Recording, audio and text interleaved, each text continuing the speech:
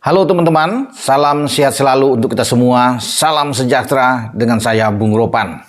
Dan Piala AFF semakin dekat, STY sudah memanggil 23 pemain dalam list yang dikeluarkan yang sudah dirilis oleh PSSI dalam persiapan menghadapi laga yang akan berlangsung pada 17 sampai 26 Agustus yang akan datang di Thailand. Nah, dari 23 nama yang dipersiapkan di Timnas U23 untuk Piala AFF ini, satu nama, ya kabar terakhir, mungkin tidak akan diberikan oleh klubnya, yaitu Muhammad Zaki Ashraf. Ini pemain dari PSM Makassar, di mana konon kabarnya PSM sulit melepas pemain ini, karena Zaki Ashraf ini dibutuhkan oleh PSM Makassar dalam rangka mengarungi musim kompetisi di Liga 1 BRI yang begitu padat, bersamaan dengan berlangsungnya Piala AFF, sehingga kemungkinan ini mereka bisa ambil untuk tidak melepas Zaki Ashraf. Tapi tanpa Zaki juga, saya pikir dengan 22 pemain saja,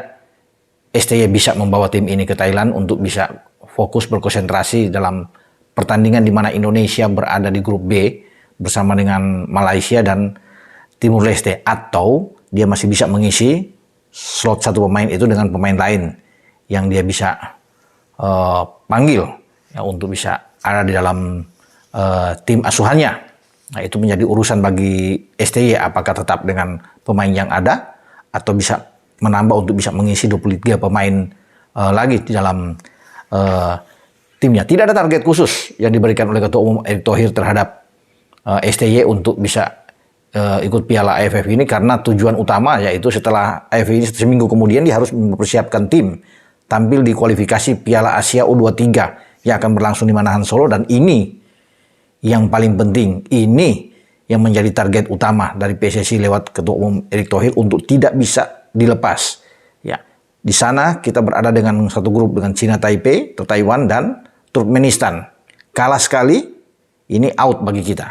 Ya, sehingga pertandingan pertama melawan Taiwan itu pada tanggal 9 Agustus sangat penting. Sebelum fokus menghadapi Turkmenistan dalam pertandingan yang saya rasa ini menjadi duel hidup mati buat pasukan STY untuk bisa meraih tiket menuju ke babak selanjutnya di putaran final Piala Asia yang konon akan berlangsung pada bulan Mei tahun depan di Qatar. Tapi sebelum ke sana, AFF dulu yang menjadi perhatian bagi STY, walaupun ini bukan dalam agenda FIFA, ya tidak ada target dari PSSI, namun saya rasa penting bagi STY untuk membuktikan diri karena dia belum pernah memberikan trofi. Nah, ini saatnya. Kalau bisa mengalahkan Malaysia dalam pertandingan pertama, ini pertandingan yang ditunggu-tunggu. Hidup mati juga kalau bisa dikatakan di sini. Karena siapapun yang menang pasti akan lolos dari grup B. Ya, pertandingan melawan Timur Leste bisa diatasi saya pikir buat pasukan STY. Makanya fokusnya, konsentrasinya ada di Malaysia pada tanggal 18 untuk duel mereka ini. Nah, STY kalau menang ya aman untuk berhitung dalam pertandingan di semifinal, karena ada pasti di grup A akan lolos itu Thailand sebagai tuan rumah, dan di grup C Vietnam. Jadi pasti akan lolos, tinggal mencari salah satu runner up terbaik untuk bisa masuk di dalam 4 tim yang akan bertarung di semifinal. Nah, STY sudah punya, saya pikir, ancang-ancang siapa starting 11 terbaik yang akan dia tampilkan. Kalau menurut saya, ya dalam catatan saya sudah ada starting 11, dan ini oke punya ya, kalau bisa dilihat dengan apa yang ditampilkan, pola yang dimainkan STY terserah dia. Mau 4-3-3 oke, ya 4-4-2 juga jalan, dengan 4-2-3-1 ini pola yang bisa dikembangkan dalam pertandingan di Piala AFF. Nah, saya coba melihat dengan 4-2-3-1. Ini coba ya dengan starting 11 dia. Hernando Ari, penjaga gawang di Persebaya ini yang akan tampil di bawah Mistar.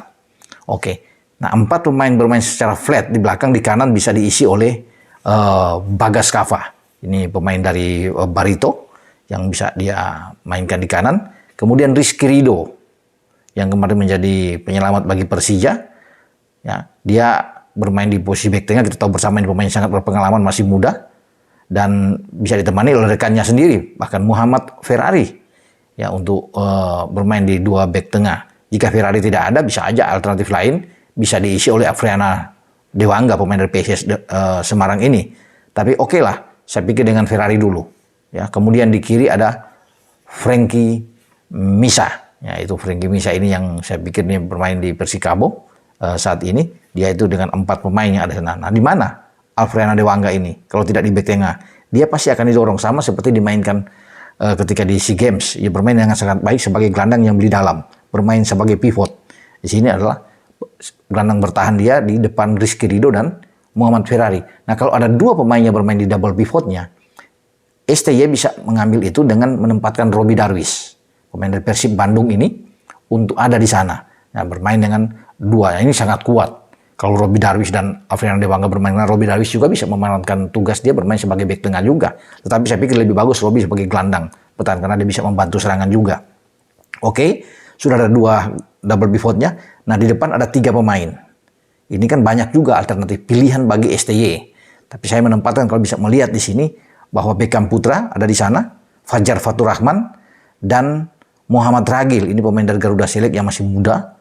Bagus ya, dia diambil dari Bayangkara dan STY memilih dia untuk melakukan debut bersama di tim U23. Kalau bukan Muhammad Ragil, ada 1 pemain lagi yang mungkin bisa ditampilkan awali debut dia, pemain Persita Tangerang. Pemain tersebut Rifki Dwi Septiawan. Dia bisa bermain di gelandang bersama dengan Faturrahman dan Beckham Putra. Ini bagus. Pemain nomor 9-nya ada di depan. Siapa lagi kalau bukan Ramadan Sananta. Ya, kalau bicara dengan Ramadan Sananta kita tahu bersama. Dia gacor bersama dengan dengan Persis Solo saat ini. Ya, dari 7 pertandingan ada 4 gol yang dia buat, salah satu pemain lokal paling subur untuk bersaing dengan pemain-pemain asing yang ada di Liga 1 BRI saat ini. Ramadan Sananta yang kita tahu juga ketika ikut punya andil menghantar PSM Makassar juara pada musim kemarin, dia tuh mencetak 11 gol, pencetak gol terbanyak yang ada di PSM Makassar dari 24 penampilan dia. Ini luar biasa. Sekarang dia sudah berlabuh di Persis Solo. Dan bukan tidak mungkin dia akan menyamai torehan seperti yang pada musim lalu dengan PSM. Bahkan bisa melebihi kalau bisa melihat 7 pertandingan sudah 4 gol. Dan STY memanggil dia. Ini juga anak yang luar biasa ketika tampil di SEA Games. Menjadi top skor ya, bersama dengan rekannya yang juga dipanggil oleh STY untuk ikut di Piala AFF. Fajar Faturrahman. Jadi ini kolaborasi yang sangat bagus. Di belakangnya ada Fajar, di depan Ramadan Sananta. Apalagi kalau ditemani oleh anak muda yang sedang bagus-bagusnya, Muhammad Ragil. Atau katakan kalau bukan Ragil, ya mungkin bisa masuk di babak kedua, masih ada Rifki Dwi untuk bisa menjaga keseimbangan di tengah. Rifki bermain di sana bersama dengan Beckham Putra. Ini enak, ada Robbie Darwish dan Alfreana Dewangga. Jadi membentuk satu komposisi yang baik. Ini lebih fleksibel bermain, bahkan bisa berubah dengan 4-4-2 jika Fajar Faturrahman didorong ke depan bermain dengan Ramadan Sananta.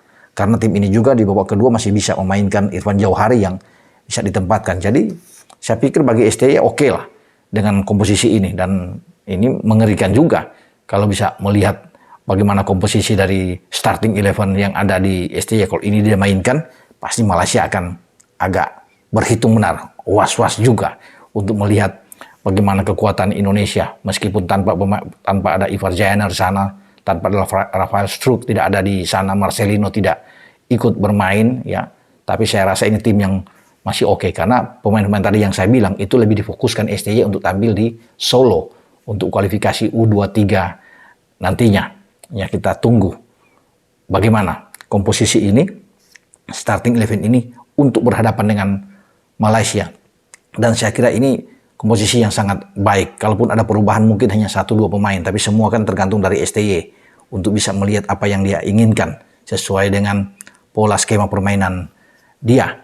Dengan saya, Bung Ropan. Ciao.